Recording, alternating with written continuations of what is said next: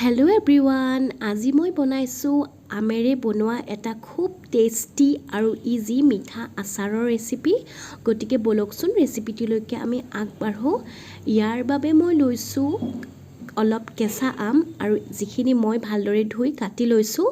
আৰু এইখিনি হৈছে সেইখিনি আম আৰু এইখিনি আমাৰ ঘৰৰে আম হয়। আৰু ইয়াতে মই মিলাইছোঁ এতিয়া চেনি। এতিয়া যিহেতু মই মিঠা আচাৰ বনাম, গতিকে চেনিৰ পৰিমাণটো মই আমতকৈ অকণমান বেছিকৈ দি ইয়াতে ভালদৰে মিলাই লৈছোঁ। আপোনালোকেও তেনেকৈ মিলাই ল'ব।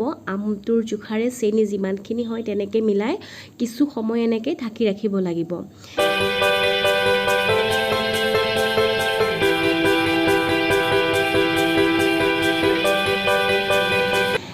এয়া মই গেছত কেৰাহীটো পাতি দিছোঁ, কিন্তু মই এতিয়াও গেছ জ্বলোৱা নাই।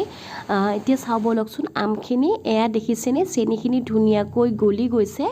আপোনালোকে ইয়াত অকণো পানী মিহলাই নিদিব, নহ'লে আচাৰ বেয়া হৈ যাব পাৰে। এয়া চেনিৰে পানী হয় এইখিনি। আপোনালোকে এনেকৈ আগতে গলাই ল'লে বনাবলৈ আৰু উজু হৈ যায়। গতিকে এতিয়া মই গেছটো জ্বলাই দিছোঁ আৰু এইখিনি আমখিনি ইয়াতে মই বহাই দিলোঁ। ইয়াত মই মছলা হিচাপে ব্যৱহাৰ কৰিছোঁ অলপমান চফ, অকণমান লাগিব কালজিৰা, এচামুচ লৈছোঁ ইয়াতে জলকীয়াৰ গুড়ি আৰু আধা চামুচ লৈছোঁ ইয়াতে ক'লা নিমখ। মই ইয়াতে গেছটো মিডিয়াম ফ্লেমত ৰাখি পেলাই আমখিনি সিজিব দিছোঁ। আৰু ইয়াতে মই কোনো ধৰণৰে পানী ব্যৱহাৰ কৰা নাই, চেনিৰ পানীৰে গোটেইখিনি মই সিজাইছোঁ। আৰু ইয়াতে মই মিলাই দিছোঁ নিমখ আৰু জলকীয়াৰ গুড়িখিনি। মই জলকীয়াৰ গুড়িখিনি ৰঙৰ কাৰণে ব্যৱহাৰ কৰিছোঁ। আৰু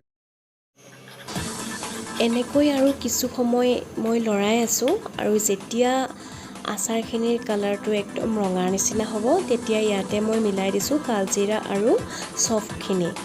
এতিয়া আপোনালোকে দেখিবলৈ পাইছে চেনিখিনি বহুতখিনি কমি গৈছে আৰু আমখিনিও সিজিছে। আৰু এনেকৈ ঠাণ্ডা হোৱাৰ পিছত আকৌ অকণমান ঘন হৈ যাব। আৰু ঠাণ্ডা হোৱাৰ পিছত আপোনালোকে বটলত ভৰাই ফ্ৰিজত থৈ দিব।